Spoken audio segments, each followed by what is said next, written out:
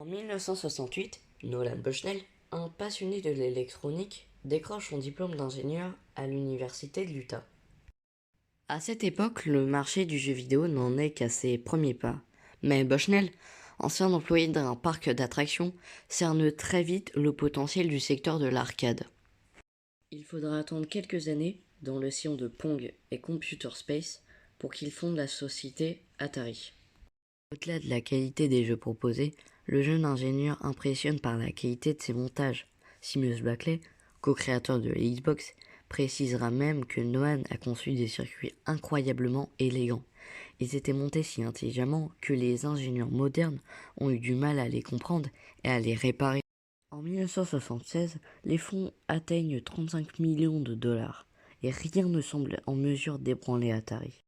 La même année, Atari est acheté par Warner et c'est ce qui va permettre, entre autres, l'arrivée de l'Atari 2600 en 1977.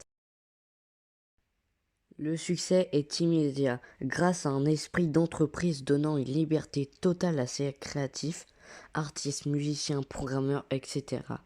Atari embauche de jeunes talents et les locaux deviennent un lieu où tout peut se produire. Manny Gérard, coopérateur en chef des opérations marketing, se souvient. Cet type semblait faire ce qu'il voulait. Un jour, dans les toilettes des hommes, il a baissé les yeux et a vu deux pieds nus à côté de lui. Il a levé les yeux, le type ne portait qu'un caleçon. Il a raconté cet épisode et on lui a répondu: oui, c'est machin, un grand ingénieur, il n'aime pas porter de vêtements. L'ambiance baba cool était telle que les employés avaient même le droit, une fois les objectifs atteints, d'aller se procurer de la bière. En mariant fun et travail, Nolan Bushnell a permis à tous ses développeurs de se lâcher et de donner vie aux plus grands classiques du moment. Centipede, Tempest, Astéroïde, etc. Le 11 janvier 1981, après une expérience passée chez Helmet Arcade, Howard Code Warsha rejoint le groupe Atari. Une semaine après son arrivée, on lui demande de réaliser l'adaptation du jeu d'arcade Star Castle. Pas convaincu du potentiel de l'original, il décide de modifier le programme pour le rendre plus agréable et en adéquation avec les capacités de l'Atari 2600. D'abord intitulé Time Freeze, il devient Year's Revenge, soit l'anagramme de Ray Kassar, le directeur général d'Atari, suivi du mot revanche.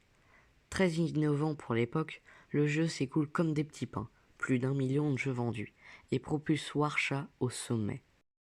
Fort de cette expérience concluante, le créatif est alors amené à réaliser l'adaptation des Aventuriers de l'Arche perdue, le premier film des aventuriers d'Indiana Jones. Après avoir obtenu l'aval de Steven Spielberg, le jeune homme se met au travail. 7 mois plus tard, soit 2 mois de plus de développement que Year's Revenge, il livre une aventure qui fascine les joueurs et amateurs de cinéma. Là encore, le succès est colossal. Pour s'assurer que son prodige ne quitte pas la société, Atari blinde son contrat en revalorisant son salaire. Entre-temps, Spielberg reçoit une cartouche personnalisée avec son nom qui apparaît au démarrage du jeu, et se plaît à rendre visite au créateur d'Atari. Malheureusement, cette parenthèse dorée ne va pas durer. En 1982, le cinéaste émut le monde entier avec son film E.T. l'extraterrestre. Pressentant le filon, le président de Warner Communications, Steve Ross, lance alors des négociations avec Steven Spielberg et Universal Pictures. Après quelques réunions, le deal est bouclé. Il est alors question de sortir l'adaptation vidéoludique d'E.T. pour Noël 1982. Ray Kassar ne digère toujours pas. Il a demandé à Steve pour quand il voulait que le jeu soit réalisé. Il lui a répondu que celui-ci devait être prêt pour les fêtes de fin d'année. Quand Steve Ross a appelé Ray Kassar, on était à la fin du mois de juillet. Il lui a expliqué que la production d'un tel titre demandait au moins 6 mois de conception, sans parler de la livraison des composants. Dans l'absolu, c'était impossible.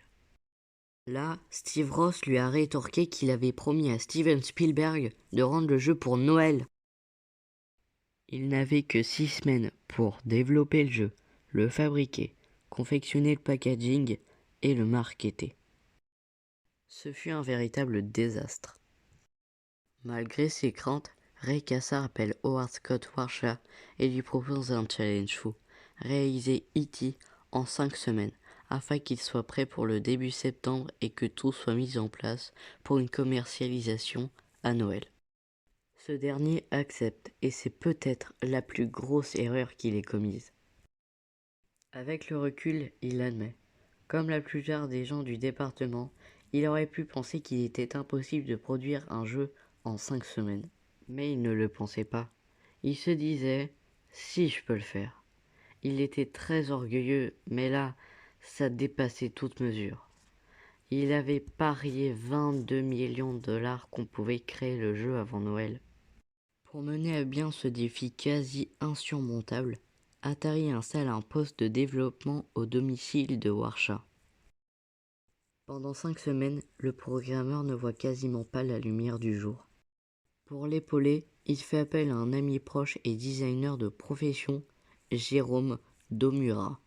Il explique qu'il a écrit environ 6,5 co du code original et les 1,5 co restants a été conçu par Jérôme. Dans Les Aventuriers de l'Arche perdue, le gameplay était très intensif et porté sur l'action.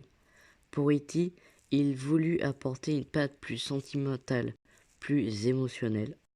Au bout du temps imparti, éreinté mais heureux, Howard Scott Warshaw demande à ce que le jeu soit validé par Spielberg.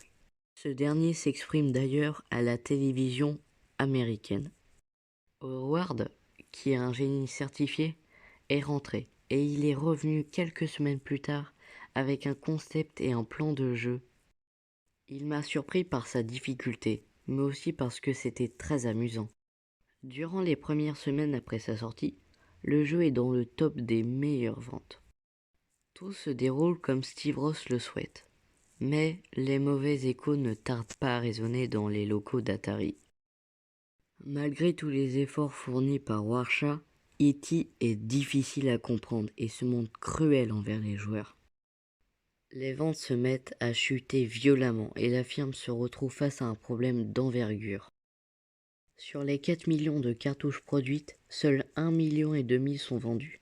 Déçus par l'expérience, les joueurs vont même jusqu'à renvoyer le produit à Atari, qui va se retrouver avec un stock d'environ 3 millions de cartouches. Avec près de 500 millions de pertes, Atari se retrouve dans la tourmente. Face à un tel séisme, et malgré le fait qu'il n'y soit pour rien, Howard Scott Warshaw voit sa réputation brisée et décide de quitter Atari et le milieu du jeu vidéo. Les cartouches invendues, quant à elles, ont longtemps fait l'objet d'une légende urbaine. Malgré les doutes de beaucoup de personnes, dont Howard Scott Warshaw lui-même, il a été prouvé qu'elles ont bien été enterrées dans la décharge d'Alamogordo au Nouveau-Mexique. Le documentaire Atari Game Over, qui a notamment servi à l'élaboration de ce dossier, nous plonge dans les fouilles de ce trésor du passé. Atari a bel et bien enterré son futur, et pas seulement les cartouches d'E.T. Dans les déchets remontés à la surface, d'autres jeux, dont de vrais hits, ont également été découverts. En réalité, Atari a tout fait pour se séparer de son stock afin d'alléger ses impôts fiscaux. Manny Gérard l'admet, ça allait en empirant et rapidement. Et il n'avait aucune solution. En quelques mois, l'arrivée d'un nouveau président, Philip Morris, modifie considérablement le visage de l'entreprise. Des coupes vertigineuses sont effectuées dans le personnel et le budget. En 5 ou 6 mois, près de 80% des employés sont licenciés.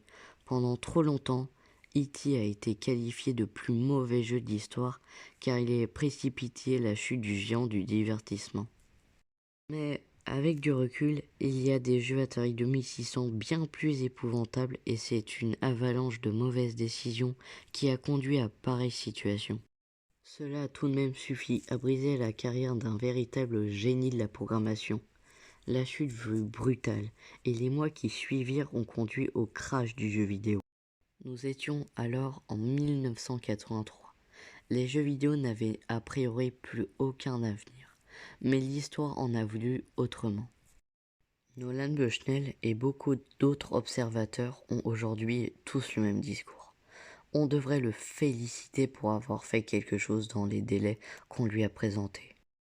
Il faudrait plutôt mépriser ceux qui ont estimé qu'il était rationnel de produire une cartouche en 1 mois et demi.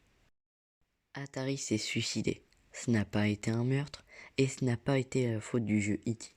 Ça a été un effet concomitant de plusieurs faux pas dans le domaine de la technologie, du déploiement, du marketing.